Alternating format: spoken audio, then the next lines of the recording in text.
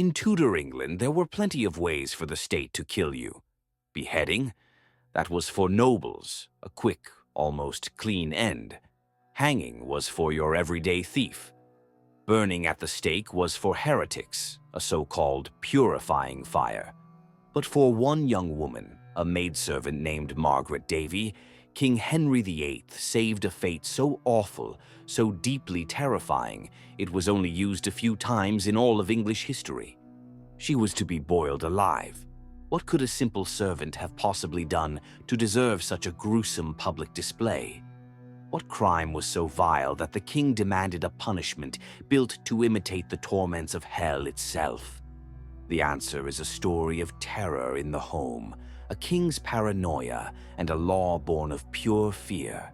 A law that would claim its final victim in the most agonizing way you can imagine. To understand what happened to Margaret Davy, you first have to get inside the head of her king. Henry VIII is famous for his 6 wives and the chaos that followed them, but he also lived in a state of constant gnawing paranoia. He saw enemies everywhere, the Pope, the Catholic kings of Europe, and nobles right here at home. After he broke with the church to marry Anne Boleyn, he was sure they were all plotting his downfall. But his most private fear, the one that followed him to the dinner table, was poison. And it wasn't an irrational fear. Poison was the perfect weapon for a court assassin. It was silent, sneaky, and brutally effective. It was called a woman's weapon, or a servant's weapon, a way to get past castle walls and kill a king through his very food. Henry was so scared he had an army of food tasters, servants whose only job was to risk death with every bite. This obsession became the law of the land in 1531, over a decade before Margaret Davy's crime. It all started with a man named Richard Rose, a cook in the household of Bishop John Fisher. The bishop was a powerful man who loudly opposed the king's divorce from Catherine of Aragon, making him one of Henry's most hated enemies. In February 1531, a pot of poisoned porridge was served at the bishop's palace. 17 people in the house got violently sick. 2 of them died, a gentleman and a poor widow who was given the leftovers out of charity. The target, Bishop Fisher, was completely unharmed. In a twist of fate, he'd been fasting that day and didn't eat any of it. The investigation was fast. Suspicion immediately fell on the cook, Richard Rose. He was arrested and, likely under torture, he confessed. But it was a strange confession. Rose swore he never meant to kill anyone. He claimed a stranger gave him some white powder, telling him it was a strong laxative. He said he put it in the porridge as a cruel joke on his fellow servants, just to embarrass them. Was he telling the truth? Was it a lie to save his own neck? Or was he covering up a much bigger plot to get rid of the bishop, maybe one involving Anne Boleyn's supporters? We'll never know for sure. But Henry VIII didn't care about the details. He went straight to the House of Lords, not just to condemn Rose, but to set a terrifying new standard. He pushed Parliament to pass a law called the Acte for Poisoning. This law did 2 things. First, it declared Rose guilty by an act of attainder, meaning he was sentenced without a real trial. Second, and more shocking, it redefined murder by poison as high treason and created a new mandatory punishment, to be boiled to death. 11 years later, in 1542, this law found its last target. Her name was Margaret Davy. Unlike Richard Rose, whose crime was tangled up with powerful men, Margaret was just an ordinary young maidservant. We know almost nothing about her life.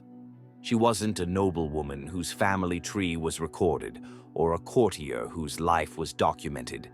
She was one of the thousands of invisible domestic servants who worked in the great houses of Tudor England. Her life was one of hard work, low wages, and doing what she was told. What we do know is that on March 17, 1542, Margaret Davy stood accused of poisoning 3 people in the home where she worked. The historical records are brutally short, stating she poisoned her mistress and 2 others. Some later accounts even claimed she might have poisoned people in other households where she'd worked, though this was never proven. In the Tudor mind, poisoning was the ultimate betrayal. It didn't happen on a battlefield, it happened at the dinner table, in the heart of the home. It turned an act of care into an act of murder. It was a secret crime, a domestic crime, that shattered the trust between a master and their servant. For a maid like Margaret to poison her mistress was to turn the entire social order upside down. It was a quiet, deadly rebellion inside the walls of a single house. The exact details are lost to history.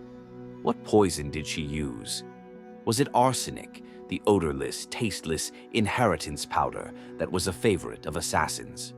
Or was it something simpler, like a poisonous herb from a garden, either mistaken for a cooking ingredient or added on purpose? Did she slip it into a big pot of pottage or porridge, the daily meal for most families, just like Richard Roos? The victims would have died in agony. The terrible vomiting, the burning stomach pains, the seizures. It all would have happened in the place they felt safest. Imagine the panic that swept through that house as 1, then 2, then 3. People fell sick and died, not from a plague, but from the food they all shared. The same paranoia that gripped the king in his palace was now a horrifying reality in that home. And at the center of it all was the quiet maidservant, Margaret Davy. The law that sealed Margaret Davy's fate was the 1531 Act for Poisoning. It was a law created directly from the Richard Roos affair and shaped by Henry VIII's own fears. Before this, poisoning was just considered murder, a crime you'd be hanged for. But Henry's law changed everything. By making it high treason, he put it on the same level as trying to kill the king. It sounds crazy, but there was a twisted logic to it. Poisoning was seen as an attack on the social order itself. A servant killing a master was a betrayal of the natural hierarchy. This was called petty treason, an attack on the head of the house, which was seen as a tiny version of the kingdom. So, an attack on any master was an attack on the king's authority. The law said the crime was so odious, it needed a punishment far worse than anything seen before. And the punishment it created was uniquely horrible: boiling alive. This wasn't a common execution method in England. The choice was deliberate and full of grim symbolism. The execution was meant to be a literal reenactment of the crime. Just as the poisoner boiled their deadly mix in a pot, they would be boiled in a pot as their punishment. It was a piece of gruesome theater, designed to burn the horror of the crime into the minds of everyone who saw it. By making poisoning high treason, the law also took away key legal protections. It denied the benefit of clergy, a loophole that let people who could read get a more lenient trial. It also allowed Parliament to declare someone guilty without a trial through an act of attainder, which is exactly what happened to Richard Roos. Justice was meant to be fast, absolute, and terrifyingly public. The king's message was clear: betrayal from within will be met with a pain you can't even imagine. Margaret Davy, a simple servant, was about to be made the ultimate example of that royal threat. For Margaret Davy, there was no long investigation, no trial by jury, no lawyer arguing her case. Tudor justice, especially for a commoner accused of a crime this serious, was a brutally efficient machine. The moment the deaths were confirmed as poisoning, her fate was basically sealed. The law was clear, the punishment already decided. She would have been arrested and thrown into one of London's awful prisons, like Newgate. She might have been interrogated, maybe even tortured, to get a confession. The point wasn't to understand why she did it, but to get a guilty verdict for the public record. Any confession she gave would have been under unimaginable pressure, with a slow and painful death waiting for her. The system wasn't built for nuance. It was built to find a culprit and make an example of them. While it's not explicitly documented, she was likely condemned by an Act of Attainder, the same legal shortcut used for Richard Roos. This means her guilt was simply declared by Parliament on the King's orders. It skipped the whole need for evidence, witnesses, or a defense. She was just labeled a poisoner and a traitor, and with that, she was sentenced. This lack of a fair trial was a trademark of Henry VIII's reign. He used it against his biggest political rivals, like Thomas Cromwell and even his wife, Catherine Howard. The fact that it was used on a lowly maidservant shows just how seriously the king took the crime of poisoning. In the eyes of the law, her crime put her on the same level as the most dangerous traitors in the country. It wasn't just murder, it was an attack on the order and stability that the paranoid Tudor state was obsessed with. Once she was condemned, her execution was scheduled, and the location chosen for this public nightmare was a place already soaked in London's bloody history: Smithfield. In the 16th century, Smithfield was a place of public death. Just outside the city walls, this open field, normally a busy livestock market, was often turned into an open-air theater of state-sponsored killing. It was where heretics were burned at the stake, and where the Scottish rebel William Wallace had been hanged, drawn, and quartered centuries before. On March 17, 1542, the grounds were prepared for a kind of horror that even the hardened crowds of Smithfield had rarely seen. A huge cauldron would have been set up in the middle of the square over a blazing fire. A scaffold with a chain and pulley system was built over the pot, ready to lower the condemned person into the boiling liquid. This was government as public performance, a ghastly show for the masses. Crowds would have poured in from all over London, pulled by the sick curiosity of seeing a punishment so infamous. Margaret Davy would have been dragged from prison, probably carted through the streets while the public jeered at her. When she got to Smithfield, she would have seen the steam rising from the great pot, heard the crackle of the fire, and felt thousands of eyes on her. The execution of Richard Roos, a decade earlier, gives us a chilling idea of what likely happened next. A contemporary account says Roos was chained and then repeatedly pulled up and down, at divers times until he was dead. He wasn't just dropped in once, he was dunked again and again into the scalding water, an act of torture designed to make the agony last as long as possible. It could take up to 2 hours to die.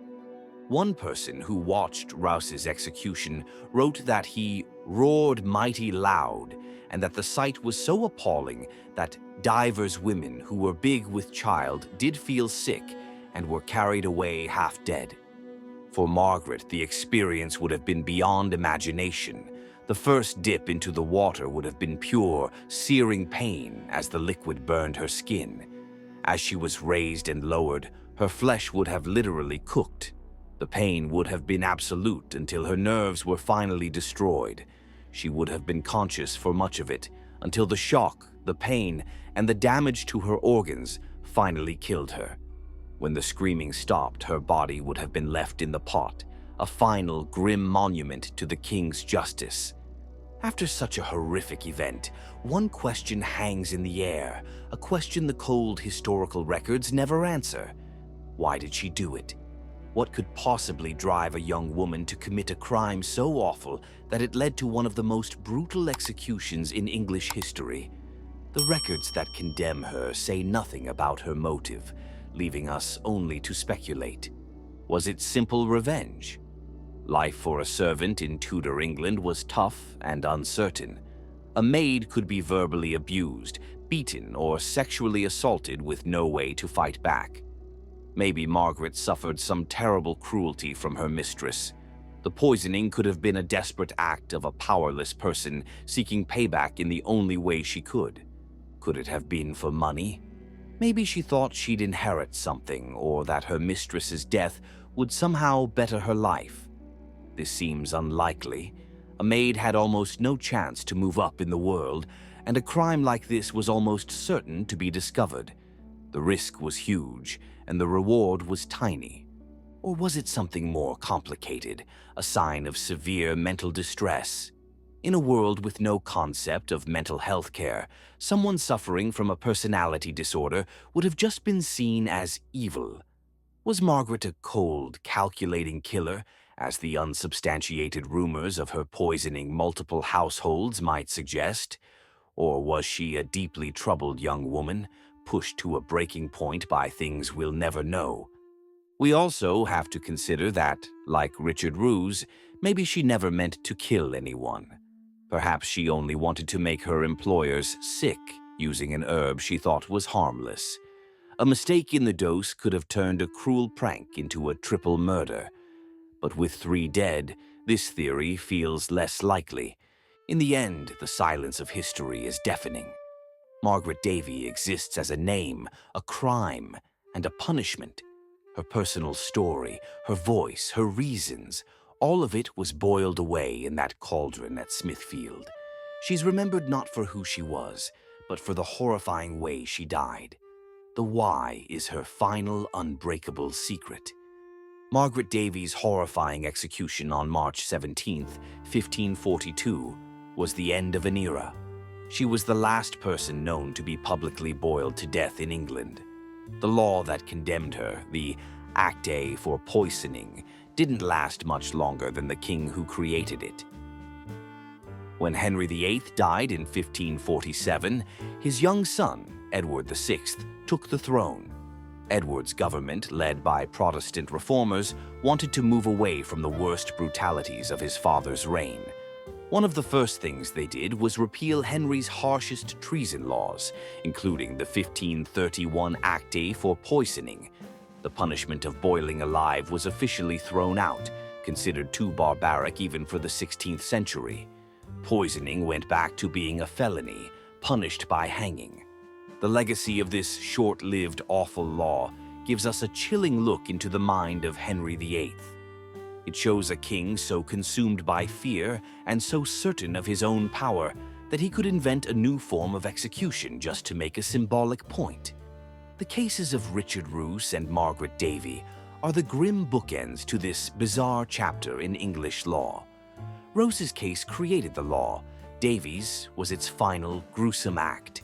Their stories show the special terror poison held for the Tudors.